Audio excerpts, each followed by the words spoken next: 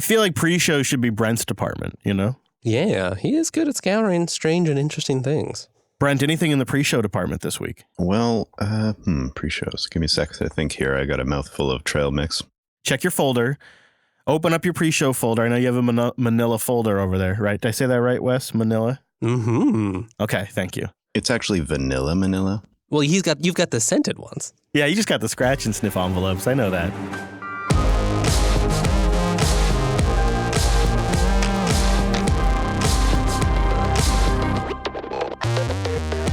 Hello, friends, and welcome into your weekly Linux talk show. My name is Chris. My name is Wes.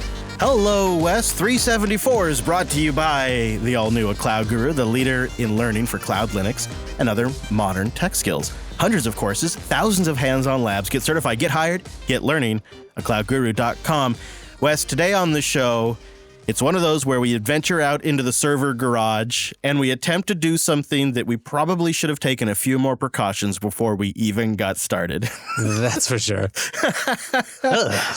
I mean, it was a while ago on the show, a few weeks back. We have updated people on our setup with Nextcloud. It was a question that came into the show 362 of this podcast.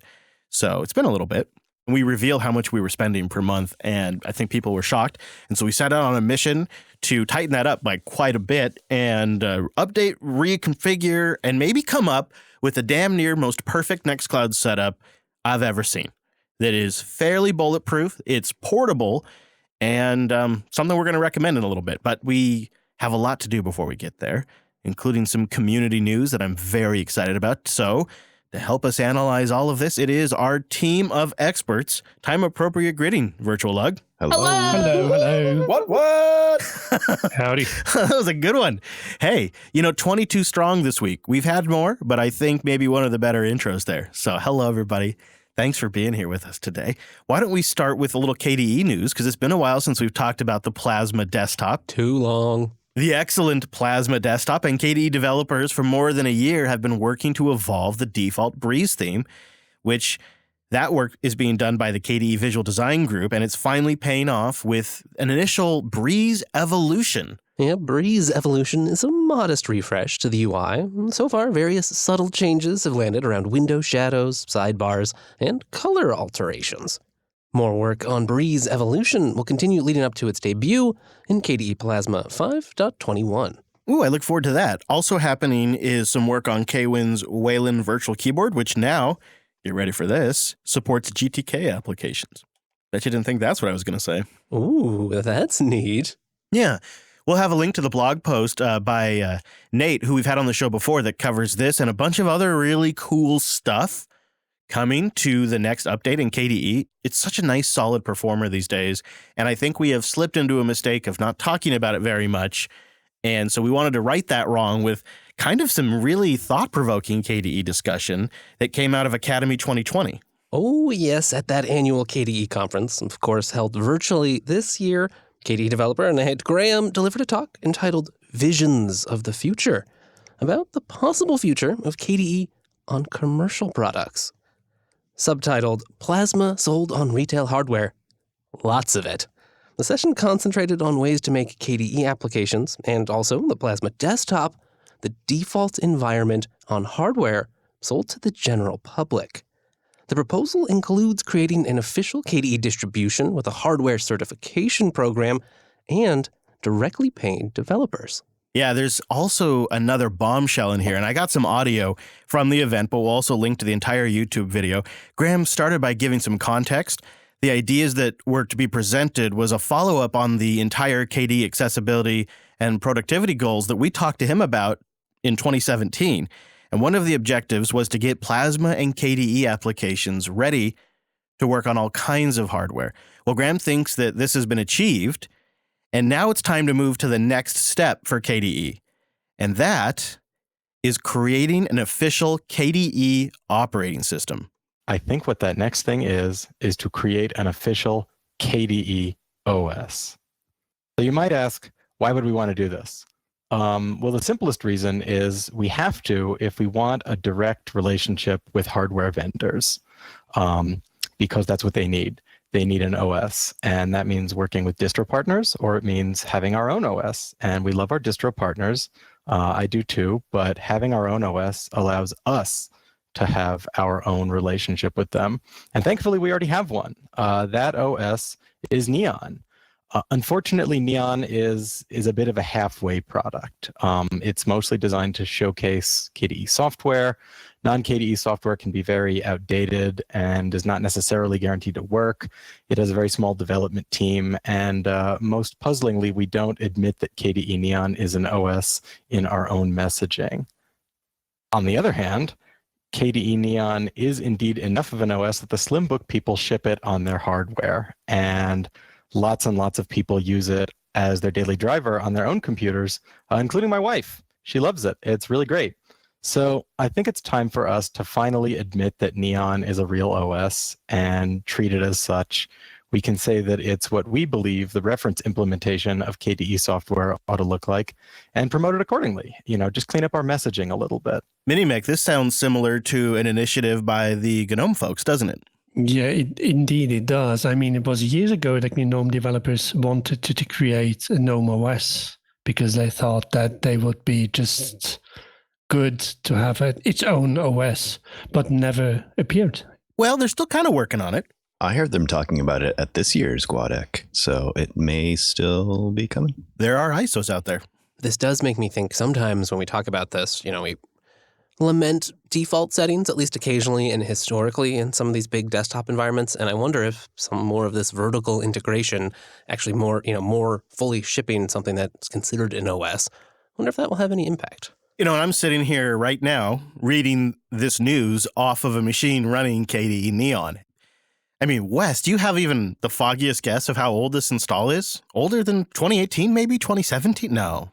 It's getting close to 3 years, I'd say, at least. It's a pretty solid desktop.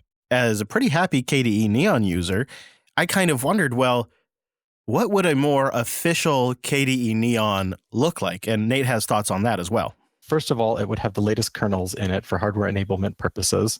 It would probably have a method to have newer kernels in it than even its parent OS Ubuntu does. It would have more up-to-date third-party apps, if not from the repos, then maybe from Flatpak or Snap, or one of these generally new generation app deployment mechanisms that we support. It would have a lot more development resources too. And this is sort of a call to action here. I think if you want to make this happen, please go ahead and help out. There's also the possibility that in case Neon's Ubuntu base ever proves unsuitable for some reason, it could be rebased on another OS. I think we can be fairly agnostic about that.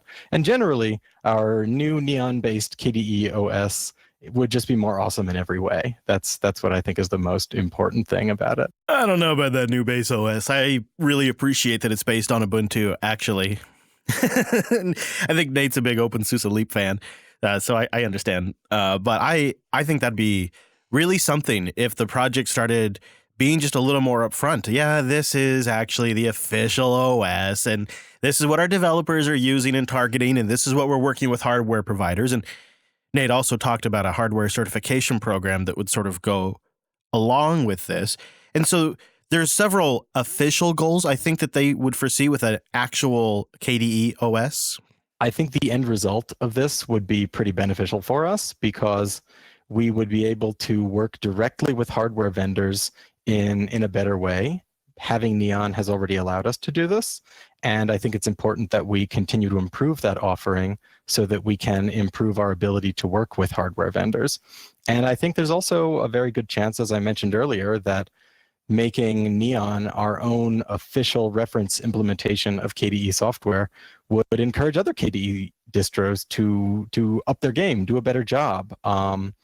Not to say that they do a bad job. Obviously, I use a non-Neon distro, and I think they do a great job, but there's always room for improvement everywhere, right? And I think this is an example where competition potential to help everybody.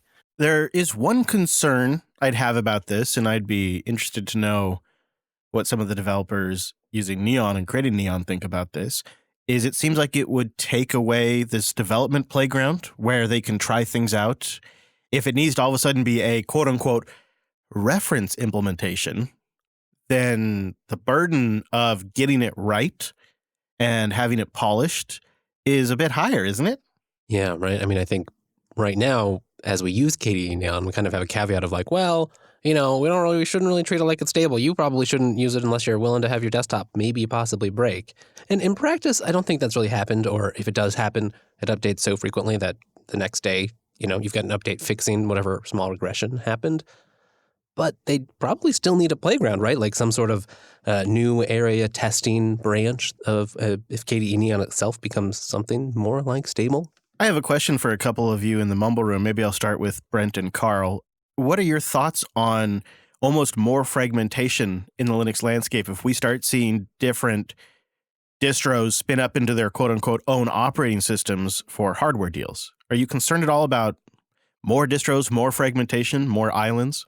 That's a question that comes up often, isn't it? And I wonder if our energy, like in developers, will get spread out. It feels like we're a little thin already. So if we start going into all our own little projects around every single little technology, is that going to cause some problems? But maybe on the flip side, maybe it's a good thing. Maybe it means that hardware manufacturers, there's a lot more opportunity there than there was even a year or two ago. So maybe it's a good sign. Very true. It could be. I really don't have a problem with it. I mean, the way I look at it, it's people's free time and they can spend it how they want to. And, for a lot of them, it's their creative outlet. They're going to have opinions about the way they want to do things. And I have no problem with that whatsoever. And at least for the moment, right, they are still based on the Ubuntu base. So if anything, maybe that just draws some folks who might use a different KDE-based distro over to the Ubuntu world and, more testers there. Mm-hmm. And if you think about it at that level, well, then really it's getting pretty standardized stuff here. You have an Ubuntu base, it's using systemd, it uses a kernel of a certain version that has these certain features, and you start to realize it's not really all of that fragmented. I mean, at that layer, at that level, things are actually becoming more and more consistent, despite what some people would prefer. I'm going to keep listening for this. Haven't heard much from the KDE Neon folks, but would love to know their thoughts on this, if this is something they'd be interested in pursuing. And then if it is, how do we as a community step up and support it and make it happen? Because I'd love to know that this KDE Neon install that I have here is the official KDE Plasma OS and that it's going to be supported and around for a long time. That just kind of, as an end user, gives me a little more reassurance. I'm not convinced that's who Neon's designed for right now, but maybe that's the transition they can make. Maybe they're willing to take that transition. Linode.com/unplugged. Get a $100 60-day credit on your new Linode account. We'll have a link in the show notes, or you just go to linode.com/unplugged. They're the largest independent cloud provider, full stop, and they make it easy for anyone at any skill level to get started. No matter what technology stack you use, Linode can help your ideas come to life. If you just need a personal web server for a blog or a portfolio, or maybe your business needs to scale to serve millions, Linode can help you with that. And unlike entry-level hosting services that lock you into their platform, Linode gives you full back-end access to customize and control your server to fit your needs. They have a great DNS manager, simple to take backups, one-click app deployments, and if Kubernetes is your speed to manage your infrastructure, Linode has you covered there. You can easily manage your Kubernetes cluster with Linode's fully managed container orchestration engine. Also a great way to learn. If you want to learn cybersecurity or practice something before you have to do it in production, Linode has some great options there at great price points. But one of the things that I encourage you to look into is their S3 compatible object storage. If you're not familiar, object storage is essentially an easy way for you to store and access data in the cloud without having to run a front-end file server. It's perfect for data that doesn't change regularly. This is where we use it all the time for show assets that are essentially static. And once something is up in their S3 compatible object storage, it's really easy to get a URL and share that file if you want, or maybe even use something like that to power a static website. We use Linode's powerful virtual servers to run our infrastructure. Our Matrix server, our encoding server, our new Nextcloud server, all of it's on Linode. My personal servers are on Linode. Linode started in 2003 as one of the first companies to even get into what is now known as cloud computing, 3 years before AWS. Go check it out, see what I've been raving about, and support one of our sponsors who's made our transition to independence possible. Linode.com/unplugged. Thanks to Linode for sponsoring this show, and thanks to everyone who supports our sponsors out there. Linode.com/unplugged. So let's talk a little more hardware. This got me thinking. This week, NVIDIA unveiled a Raspberry Pi competitor we've got hardware on the brain, and so I kind of wanted to just chat about this with you guys. And just in time, a wild Mr. Drew has snuck into the studio. Hello, Drew. Hello, Chris. Good to have you here. You know the state of disarray that our hardware is slowly devolving into here in the studio. It's all reached like the 5-year mark or something like that since we built it, or maybe 4-year, I'm not sure. It runs 24/7, so in computer years, it's a lot. And Wes and I spent some time this weekend racking our brains on how to really kind of attack this problem and figure out, like, should we build it differently? Should we say break the system up into 6 or 7 individual components? Or should we consolidate it down into one really super powerful rig? I mean, we've kicked around all the different scenarios, and listener of the show, Mike F., has sent us some hardware recently, which is still coming. It's still inbound, Wes. There's still more. Oh, boy. Yeah. And one of the things he sent us is a batch, like a lot, of Pine 64 1 gigabyte small boards. You know, ones that are closer to the Raspberry Pi. They have the GPIO ports. I don't think it's the Rock Pro 64, but it's still a little Pine board, and we're not really even sure what we're going to do with all of them. You know, what do you do with like 7 boards like that? And so then I started thinking, well, maybe like we could use them as sensors, you know, like a temperature sensor out in the server room to check in on that. So anyways, like we're in this weird hardware phase right now where we need to replace our recording machine, which currently runs Xubuntu. It might have actually been Kubuntu converted to Xubuntu for some reason. And that runs Reaper, which records individual tracks for everyone in Mumble and for myself and Wes and Drew. And then it also routes the audio out to remote people and remote guests. And then the other machine that's kind of fallen apart on us is the OBS machine, which does the live stream and records any videos if we record video versions and captures all of that and puts it out, and also makes our backup recording. Both of these machines are just completely falling apart. And I don't think these ARM boards are where we need them yet, but it has started to enter our mind that maybe in the future we're going to start replacing these x86 systems with these low-power ARM systems that could be frickin' mounted to the table. You know, just put them up under the table. Right, small, lower power, maybe fanless, and if they're cheap, easily replaceable, sort of standardizable. So NVIDIA comes along with their lowest priced ARM small board computer to date. They're really kind of focusing this at the developer market, robotics market. It's for small tasks that need pretty high-end CPU and GPU for what you get in this form factor. It's called the Jetson Nano, and it's already pretty cheap, but today they're introducing a $60 version. So their standard Jetson Nano was $100, but now they're introducing a $60 version that looks like it's priced pretty nice for what you actually get in something this size. Well, yeah, right? I mean, it's $59 USD, and it's quite similar to the $99 full board, but with just 2 gigs of system memory rather than 4. So it's kind of in direct competition with the higher-end Raspberry Pi models, but it has a more powerful Tegra GPU and NVIDIA's extensive GPU-optimized software solutions, if you're into that. Well, there's a lot of people that are basing their software around it, and $60 gets you 4 Cortex A57 cores at 1.43 gigahertz, like Wes said, 2 gigs of RAM. You get micro SD, and there's a 128-core Maxwell GPU on this thing that has NVEC, which is their NVIDIA encoding and CUDA capabilities. It also has, so you can get the data in and out of there pretty fast, gigabit Ethernet, HDMI output, and 3 USB 3.0 ports. Ooh, isn't that fancy? Now, the ARM cores on the Raspberry Pi 4 should probably perform a little bit better, but the Jetson Nano 2 gig has the much more capable GPU, and I think you kind of hit on it there with the CUDA support, sort of more similar to a board that you might run on a standard x86 environment. So if you just need to do this maybe in the field, you've already got stuff optimized for the NVIDIA stack, and you just want to run the same stack, but in a smaller, lower power form factor. Maybe this looks pretty interesting. I can't help but feel the elephant in the room is Apple has an ARM announcement next week as we record this on Tuesday. We've been kicking around the whole ARM development angle on Coda Radio, which, by the way, everybody, Coda Radio's back if you didn't know. Coda Radio program, Coda.show. Is it just me, or is there a new one dropping today? I think there's a new one dropping probably as we speak, so check it out, Coda.show. It's back. The last few episodes, I've managed to really piss off the Seuss lizards. So I could use some backup there. If you want to catch up on the last couple of episodes, I'd love to hear your thoughts. But also, we've been kicking around ARM as a development target, and all of this kind of plays into that. And I don't know, Wes, I feel like there is a change in the winds. Winter is coming potentially for desktop Linux, but Oh, you sweet summer child. I talk about it more in Coder Radio, so check it out. The Coder Radio program is back, and it's glorious. Business? All right. You know, Wes, before we get into the Nextcloud stuff, what do you say we just do a little spot of housekeeping? Yeah, let's do it. It's high time in here. It's kind of dusty.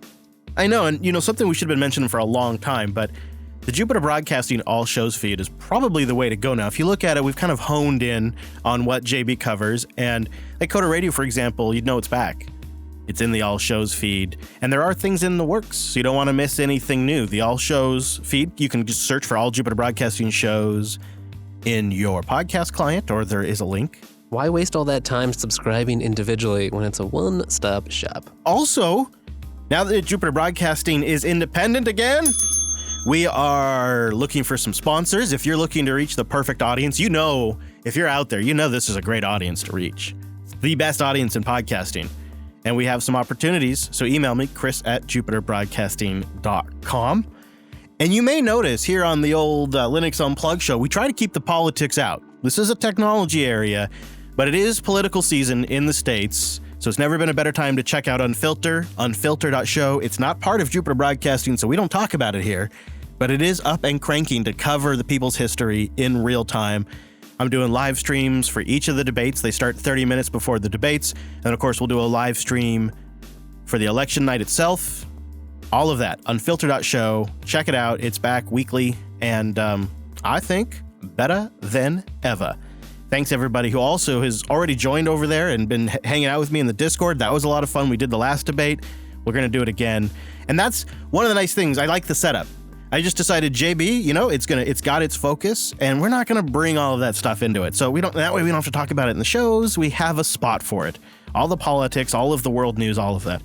Unfilter.show. Go check it out. Okay, so we had a bit of a Nextcloud conundrum. Pretty quickly, our monthly storage bill was getting close to $400 a month, and it's a pretty essential tool. It's how we pass around all of our raw recordings, how we pass around our finished recordings. It's where we store our assets for things like jingles, like that housekeeping jingle. They're all stored in Nextcloud. Yeah, it's really integrated into the workflow at this point.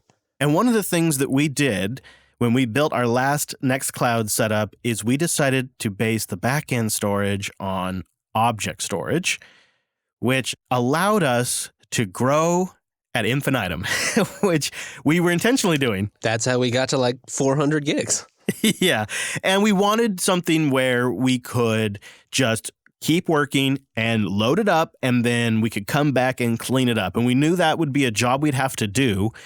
But what was more important is that the daily productions wouldn't get held up by running out of storage, which is where we'd always run into trouble with our previous Nextcloud and OwnCloud implementations. Is eventually we'd run out of storage because we're constantly passing around 80 megabyte, 100 megabyte files, even larger when they're waves, and video clips. So we needed something that wouldn't eat itself storage-wise. And we knew at some point we'd have to come back and clean things up, and that is now. We wanted to re-architect how we do Nextcloud. And what we've gone with, if you'll allow the term here, I apologize ahead of time, a hybrid cloud setup. I know, I'm using the buzz terms. How dare you? I'm sorry, Wes, but it's true. We've gone with the on-premises and in the cloud setup, and we've kind of arranged things in a way that we think is going to work really good long-term and keep the overall monthly cost down. And so that meant getting a space set up here on our local file server that runs Arch that you guys will hear us talk about very often. It also has a Nextcloud instance on there, but there was a little bit of maintenance we had to do to get it to that point.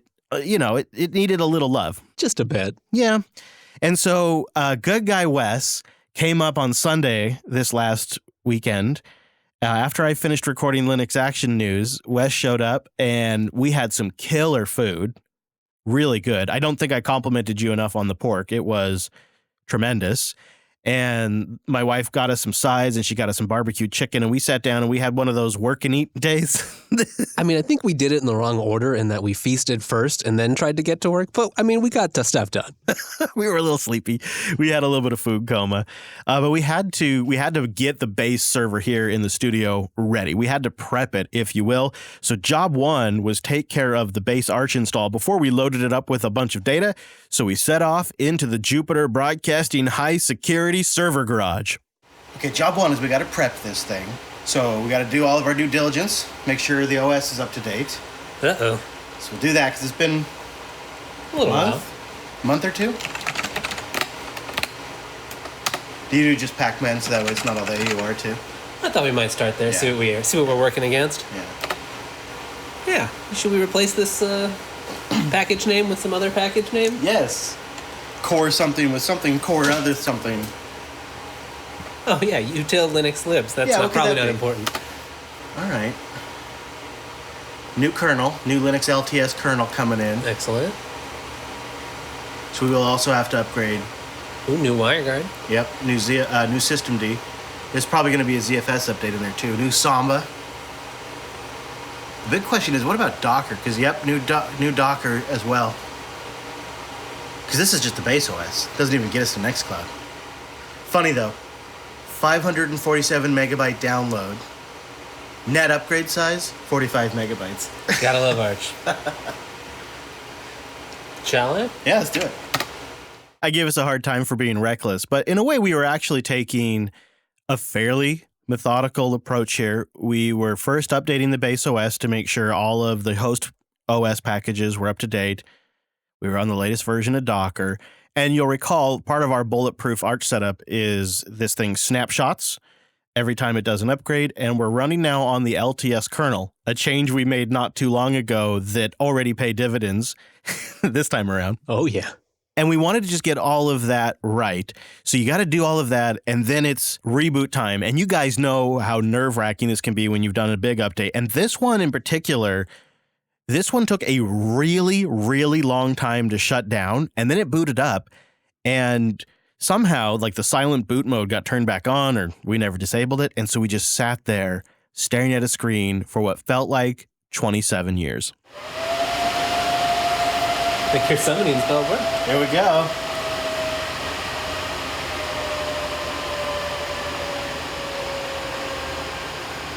I'm reminded that this is a pretty foolproof setup we have, with one major exception.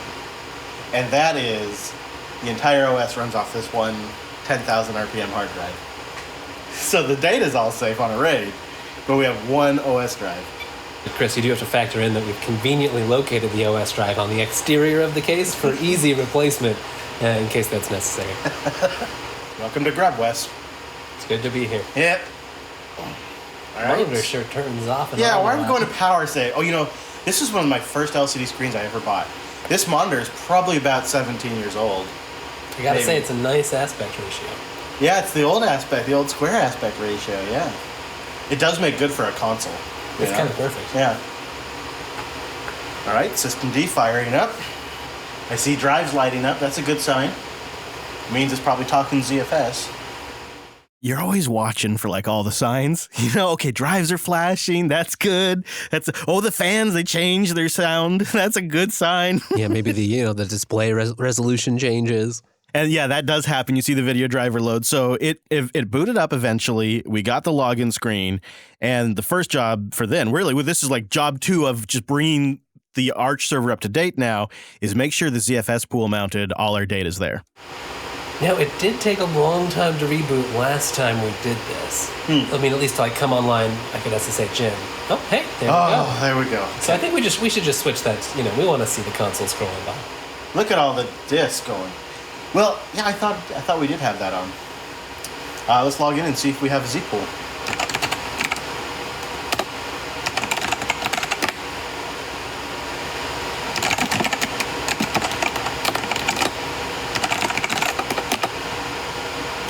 Yep, everything's online. And our containers. May still be loading, actually. I think they're still loading. All right, we'll give it a minute. We'll check back. This next part, I would have messed up, Wes, if you weren't here.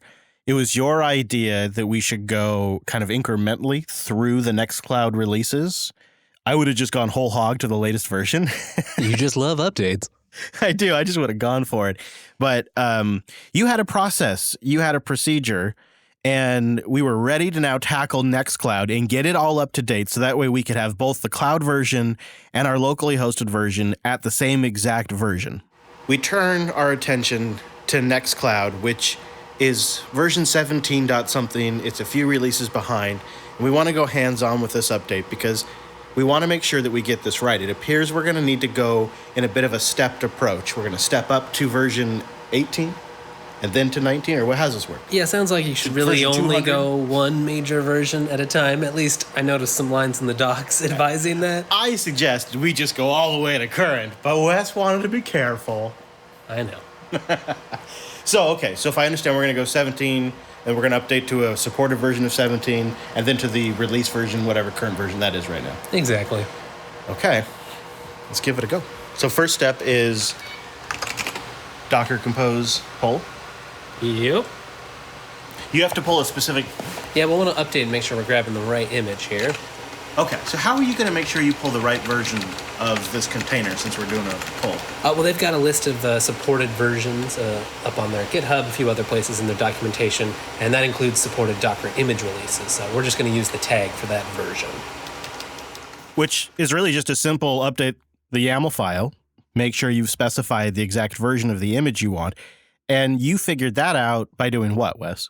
Well, I just headed over to their Docker Hub page, and they had a big list. And then they also, there's a bunch of spots in their docs and on GitHub that basically list, like, these are our supported releases. And then on the Docker Hub page in particular, they've got a big list of all the tags that correspond if you want to use Apache or Alpine or FPM, all the various options of image flavors that they ship. They've basically got one for each of those for each of the supported versions. So go find the one that looks like the one you're already using, except a newer version, and slot that into your YAML. Yeah, and then it was just a matter of rinse and repeat. We would update the Docker compose tag, pull that version, we'd stop and start everything, and then check to see if we could log in. Take it all down, Wes. Take it all down. Shut it all down. Okay. So really, the only thing that's going to have a major update is Redis, because we just said pull whatever latest version of that is. But otherwise, we've pulled tagged versions of everything. So now I say up it and leave it on the command line so we can see the output. See what happens. Yeah.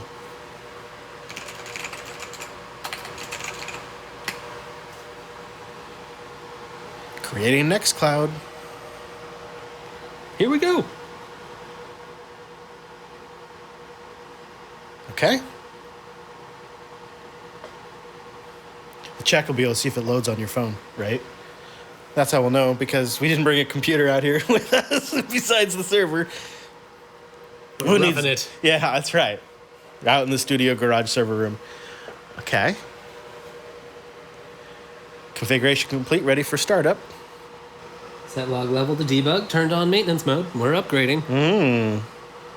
Checking for app updates. That seems normal. Which seems to indicate a functioning Nextcloud system. If it's at that stage, that's a good sign. That's you, isn't it? Is that you? Oh yeah, it is. we can see your web browser in the debug log. You see all the stuff scrolling by as the login screen loads for Wes, and we would do that each time as we stepped through. I think there was a mid-17 release and then the 18 release, and then we had one last update to do. Or, well, so we thought. Pretty confident this is going to work fine. Dang it. Why'd you say that? Did I just jinx us? All right. Should we start her up? Let's do it. Little console output. You know, watching this array work away, all these lights flash, it makes me kind of miss having that feedback aspect in my PC. Right. You really could feel it was working. Yeah, solid grinding state, away. You get nothing, right? But with these, like, I know what's going on. Gives me a reassuring work. Okay, looks like we're doing a lot of updates. Are these apps it's updating? Yeah, it's updating a bunch of apps right now is what it's doing. Oh well. I guess that's a good thing. Oh, it's doing a code integrity check. Hey. Ready to handle connections. Break out the old test device there, Wes. Let's see if Nextcloud loads. Come on, baby, one more time. Yep. Says update successful. Maintenance mode has been turned off. And Reset log level. it looks like it's loading. Pretty painless, I gotta say. Every time we go through a process like this, and it's pretty, essentially pain-free, I get a little more confident in Nextcloud. So now it just needs to be like this for like another 10 years, and I'm gonna feel good. We'll finally be happy. No, actually, this is really good. Now we just rinse repeat on the Linode version of the server. You're right. I mean, kind of the test here is we're, let's say, occasional Nextcloud admins. Yeah. It's a small piece of our overall setup, so that it doesn't get the attention that maybe it deserves. Right. It's really nice for this to be simple. Clearly out of practice when I jinxed us and said that should be all good now. And because just about as we were done, Nextcloud 20 came out. That timing. Yeah. But, Wes, we should talk about the bigger picture here. The bigger picture is what we've done is, as thanks to you primarily, is we've spent the energy and time on getting both the hosted version of Nextcloud that's up in the cloud, that's costing way too much at this moment, and our local version. Then you used a command to essentially use the sync system to pull a bunch of the data down from the cloud version to our local version. Can you talk about that? Yeah, Nextcloud CMD, I think it's called, and it's just a built-in little one-shot command line client built into the standard Nextcloud client desktop application. And you don't have to have it configured for the desktop. I was a little worried about that since we were doing it on a mostly headless server. But thankfully, it's Arch. It was easy to get that client installed. And then it accepts the credentials. It's got flags for it, or you can do it sort of URL style, like user : password @ and then the HTTP address. So we just pointed that in with the right user to sync down all the stuff that we didn't want to keep up in the cloud, the stuff we needed to, that we're going to use day to day, all the archival stuff. Well, we're just going to move that right into the garage. And so we set up that sync. I think it was about 120 gigs of stuff or so. Yeah, and then it was a matter of cleaning up the cloud instance. And you have to then, at least if you want to reclaim that space immediately, you need to run a command on the command line to essentially delete everything permanently. Yeah, there's various setups in Nextcloud for keeping multiple versions hanging around, and then also sort of defaults around like how long is stuff going to be in the trash, when does it get expired out of there, and does the trash get cleaned up? So we just ran some commands in the command line inside the Docker container with the OCC command to just sort of clean all that up, delete anything that anyone had in their trash, delete any old versions hanging around, and see how small we could get things. And we got it down to what, like 30, 40 gigs now? I think it's more like 50, but it was, pretty good. And that includes anything all the various users have uploaded, as well as our sort of working team folder. Right. And before we did the purge and moved everything down, it was getting north of, because of all the undelete files too, I think it was somewhere north of 300-400 gigabytes. It was getting pretty big. It was over 400 gigs, yes. Was it? Okay. Yeah, and that's why the cost was getting there so high. And we knew that would eventually be an issue. And so what we're going to do now is we're going to just kind of rework our workflow a bit and only keep certain folders up in the cloud and keep everything else locally. And there's a lot of ways we can make that available to our users, from federation to just having two separate URLs. But what really I think was nice here is that the Nextcloud project is publishing these Docker images themselves. And as a result, they've taken the time to note which ones are stable releases, and they've given you instructions on which tags to use. And you can just tell it's a first-class distribution method for the project. And I think that gave me kind of a sense of confidence in the method we're using to deploy Nextcloud. And we also, as part of this, are moving from a DigitalOcean droplet to a Linode server. And I don't know, how much can we talk about that, Wes? Because that's a tricky process since we're moving from object storage at DO to object storage at Linode. Yeah, and while the object storage has been handy, it does have some tricks of its own. One, it's not really like a regular file system. And two, the way it's set up with the way we're doing it in Nextcloud currently, you don't have any of the regular file structure. That's all kept in the database, and you just get a bunch of files with sort of database IDs for names all in one giant flat folder. So it's a little unintuitive, at least at first, and doesn't kind of match up exactly with how you have it stored regularly on disk. Right. So kind of step one is like we got to sync all that data from our previous S3 compatible storage provider over to our new one. Yeah, and there's a couple of ways to do that, but there is specifically like an S3 rsync compatible client, right? Well, we're just using rclone, which is so handy, a great tool in general. I know it's a favorite over at Self-Hosted as well, because it's so nice for interfacing with all kinds of different cloud clients. And they've even got a very nice little configuration CLI interface too. So if you're not familiar with the dot files and config, it'll walk you through that. You can choose who your provider is. They've got a lot of default support, and then just enter your credentials right there as it prompts you. Nice. Yeah, rclone's a great little way to also back up a website from the command line to, say, a Dropbox or Google Drive as well. So there's a couple of options there. So we're going to use rclone to take data from one set of object storage to another set of object storage. So that'll be the data backend.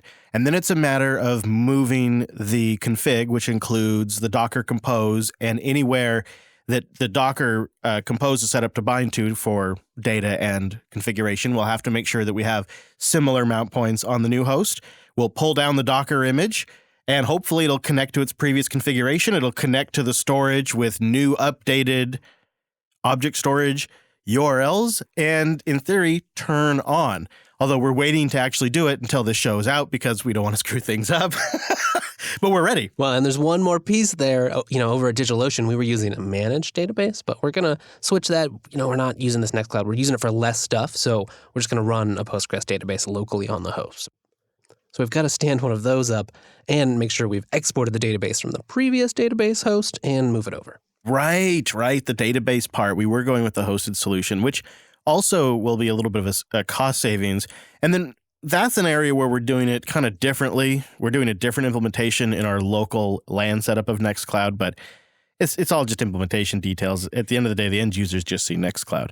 And so I imagine we'll probably stay around the 50, 60 gig range on our cloud version, and we'll probably keep about 125 gigs or so, and growing here on the archive version. Yeah, and now we've kind of worked out as well if we need to do occasional, we've accrued a bunch of stuff up in the hosted version and need to move that down. We've got that workflow figured out. But here's what I kind of walked away with, and I want to pass on to the audience. If you're thinking about Nextcloud or how you might re-architect your Nextcloud, I'm really happy with this setup. We've used it for over a year now, and even when we kind of let things slip, because, well, honestly, we've been busy with a lot of things recently. It's been really crazy, and so Nextcloud just didn't get updated for a few releases, and our data grew and more than it should. Yeah. And I think what I walked away with is not only did we learn how to do it better, but the setup with running Nextcloud in a container, with using object storage, with creating these two different versions with an archive version and a cloud version that is super fast and accessible to our team that works around the world. That's one of the great advantages of the cloud version, but our long-term storage on a local, more cost-effective storage medium is great for archival purposes. And also the requirements of that data just aren't as extreme. Our editors aren't trying to download and upload those files as fast as possible. And that combination, I know it sounds crazy, but two Nextcloud servers, when you're managing via containers and your storage backend is super flexible, has been a bulletproof Nextcloud setup. We went from 17 to 17.5 to 18 to 19 and now to 20 in a relatively problem-free progression. It really wasn't very much trouble. And we have modified these Nextcloud instances. We've themed them. We've installed a fair amount of apps.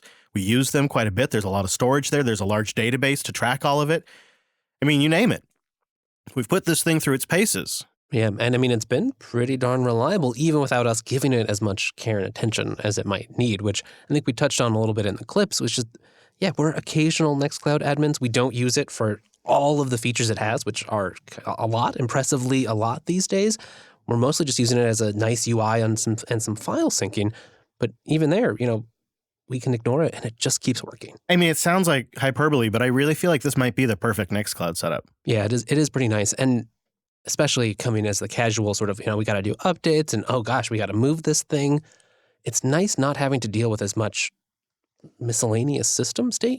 It's at least constrained. We might not know everything about the ins and outs of how Nextcloud works, or might have forgotten it since the last time that we had to do a lot with Nextcloud.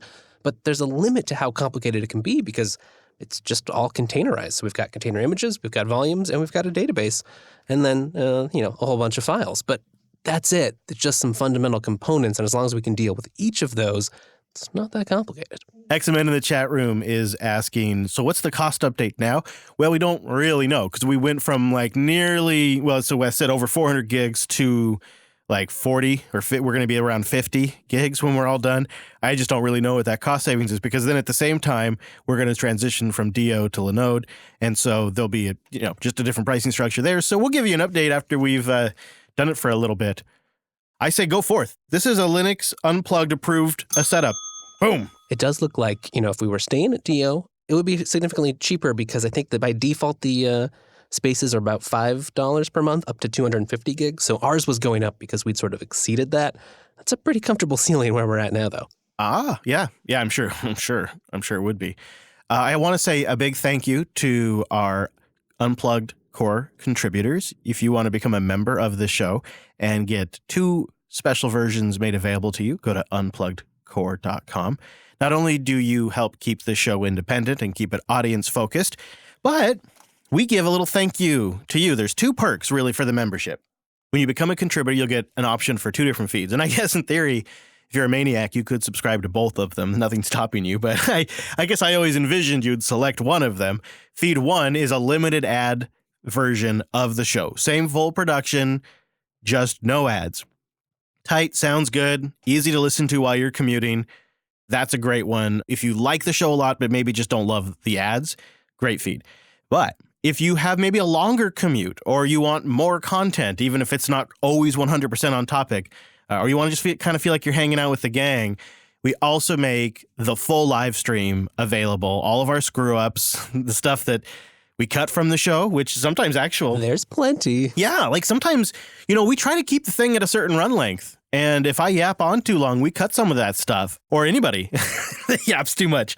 We cut that, but it's in the full live stream. All our screw-ups, everything that never made into the show, plus the entire pre- and post-show, which is basically like a whole nother show that never gets released. And it's just a thank you to those who help keep the show independent, keep us going. Unpluggedcore.com. We're about 60% of the way to a single sponsor, like how much we'd make from a single sponsor in the show. That's really great. I mean, I'm very happy with that. So thank you, everybody. I'd love one day to get that to 100% maybe, and we'll just keep delivering. We'll just keep trying to earn that. So maybe you change your mind if you haven't done it yet, or if you can't, we totally appreciate you just listening. Maybe take advantage of our sponsors when they work for you, or maybe share the show with somebody. We really appreciate that. We're just glad you're listening. We just appreciate you sharing the show, all of that, even if you can't contribute financially. But if you can, then I think you know that this is a good investment. This is a good bet. Unpluggedcore.com. Okay, Wes, I've been promised that we have an email that presents the last text editor that we'll ever use. Should we get to it? Yeah, we probably should. Although, actually, this one came from our Telegram group, which is another place you can ping us with feedback. Although email is a little easier to sneak into the show with. Look at you. You took somebody and you put it all up into a slexy.org document here and made it like an email for me. I know how much you love talking about text editors. See what I'm saying? You see, yeah, you guys see what I'm saying about this, Wes, right? You see what I'm saying. All right, well, so Jitty wrote in Telegram, lately you've been mentioning text editors and listing some picks for editors on LUP. He thinks perhaps I'm trying to replace Nano. I assure you that is not the case. He says, they go on to say, I heard you praise Nano on the latest episode. Who, me? No, never. Which I use until I found Micro. It's probably the last terminal text editor you'll ever use. Very sane and easy to figure out with default hotkeys, syntax highlighting right out of the box, and mouse support. It's kind of what Nano should have been, and it's written in Go. I was surprised Micro didn't come up, even in conversation on LUP. Also, I should add, Micro has a hotkey that exposes a host of other very powerful options, which basically gives you a cross between Vim and Nano overall. The best feature, though, in my opinion, is the prompt that asks you if you meant to edit a file with sudo, which then runs sudo if you answer yes. Okay, that actually seriously sounds great, Jitty. Syntax highlighting, key combos similar to Nano and Vim, and that problem where I edit a file that I meant to do with sudo, but I just forgot that time, and then I have to jump out is so frustrating that I think I might switch to micro. Ha! Wow, good work, Jitty. This does look pretty nice. There's a ton of different editors, but that it's Go means it should be fairly simple for you to get on your system and set up. And it does seem like it might be kind of a sweet spot for you, Chris, where it's got some niceties. Maybe you're editing a random, a random configuration file, some YAML, something where some syntax highlighting will come in handy, but you obviously don't need all the complicated stuff in VS Code or Vim or something more full-featured if it's just on a random server machine. Yeah, especially if you need something that's on the command line. You want to take a shot at the pronunciation of this next one? I think that's Rain, writing to us about the next generation of Linux users. Yeah, Rain writes, in the previous episode, 372, you talked about the distro Triforce and the next generation of Linux users. Happily enough, I am one of them, so I thought I'd write in. What a great idea. They go on to say, I'm obviously still very new to Linux, but I already am sticking to one distribution as I want things to work on my only school laptop, just as predicted. During the show, which they say it was already quite difficult to convince my parents to let me use Linux, by the way, but I'm currently using Fedora, and I like the idea of dependencies thoroughly being checked. So that's pretty great. Listening to the show live, and P.S., I'm looking forward to MS Edge on Linux, as I currently have 4 different Microsoft accounts for education, and they're held to manage in a single browser.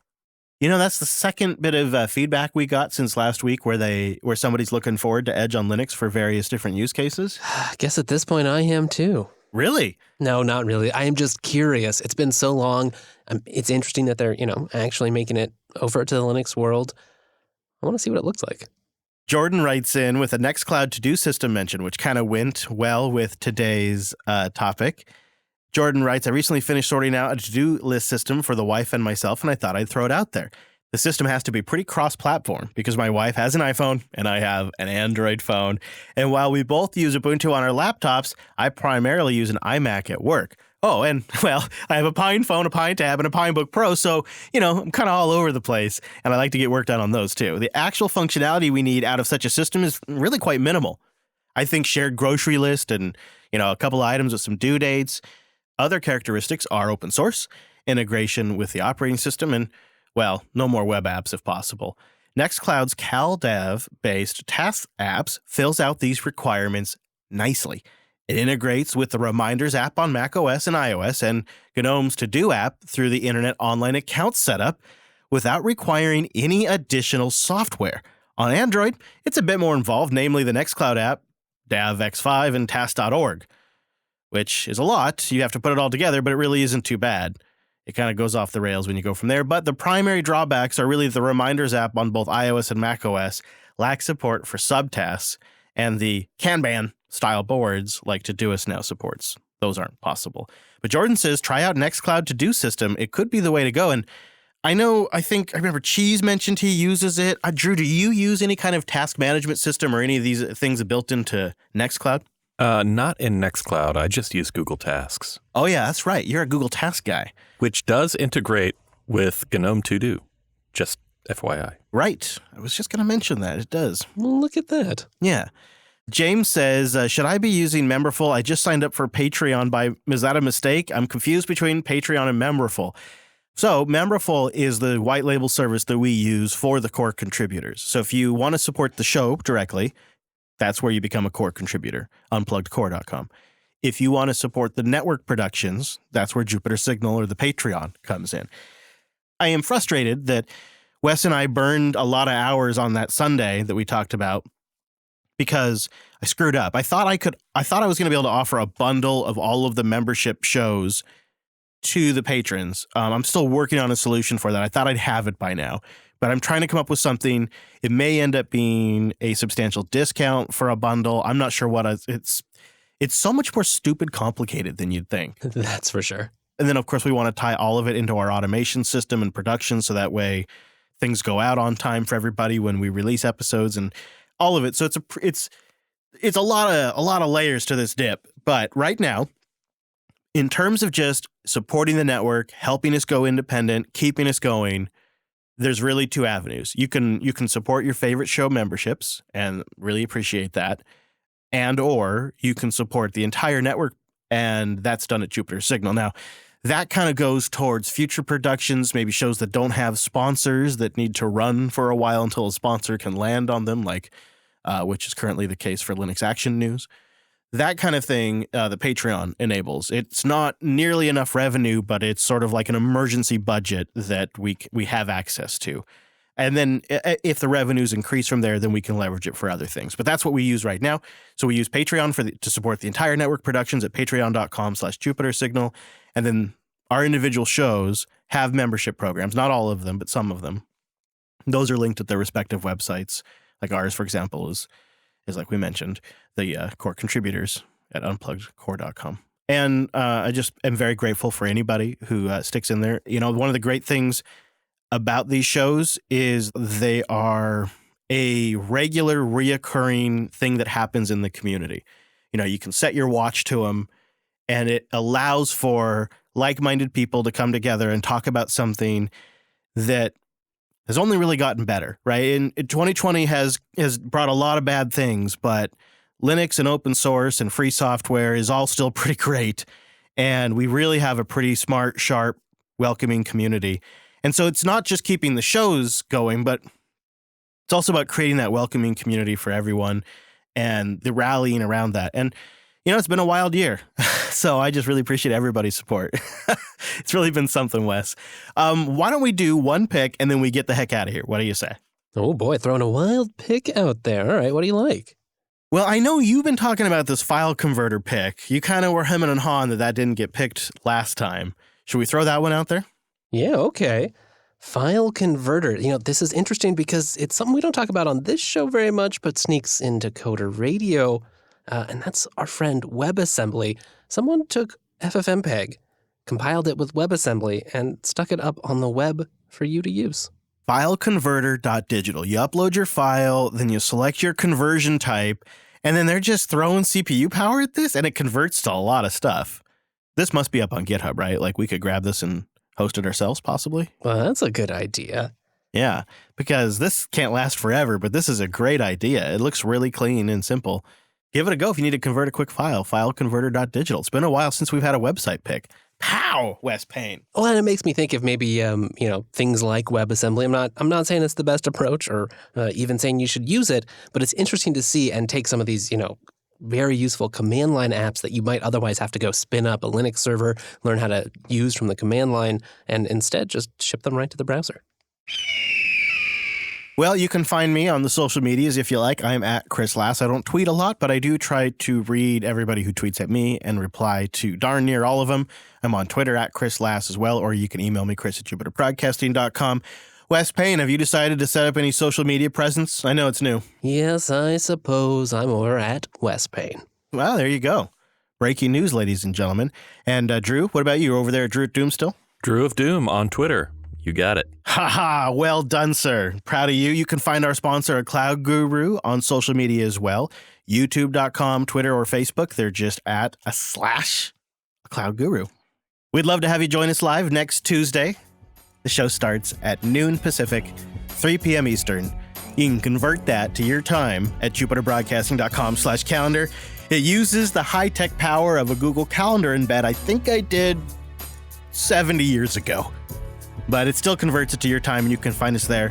The show is at Linux Unplugged on Twitter if you want to get news and, of course, links to everything we talked about today. linuxunplugged.com/374. Thanks so much for joining us on this week's episode of the Unplugged program. And we'll see you right back here next Tuesday.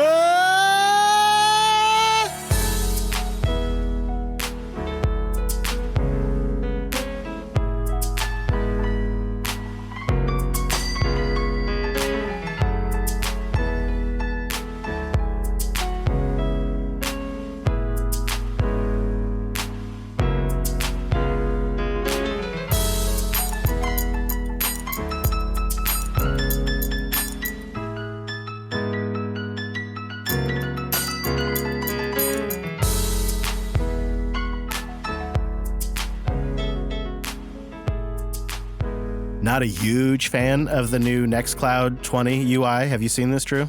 I haven't, no. It's like, what would you call it? A dashboard? You should probably look it up. Nextcloud 20 new. It looks like Kubernetes. Oh, does it? I totally get what they're going for. And if I used like all of the features of Nextcloud, it would be kind of nice to have like an Outlook style Today screen. I do think there is use to it, but because I primarily use it as a means of file storage, it kind of just slows me down. It's one more thing I have to dismiss. Maybe I can turn it off. You're supposed to figure out how to actually do something in it. There are no clues, no hints about what you're supposed to do once you're in the UI. You can get past it pretty quick. You probably can turn it off. I may even be able to customize it. But for me, what I really want is, I know if anybody knows how to do this, is I'd like to set my home screen to be several folders deep into our team folder. That would be perfect for me. I only ever go into the web interface very, very rarely. Mostly because, one, I'm syncing to my desktop, and two, when I need things that are in there that aren't synced, I can just log in using the GNOME interface, and it's right there in my file browser. So that is a nice thing. That is another nice reason to set it up. I'm never in here, like in the web interface, unless I have to share it to somebody. Well, because the web interface sucks.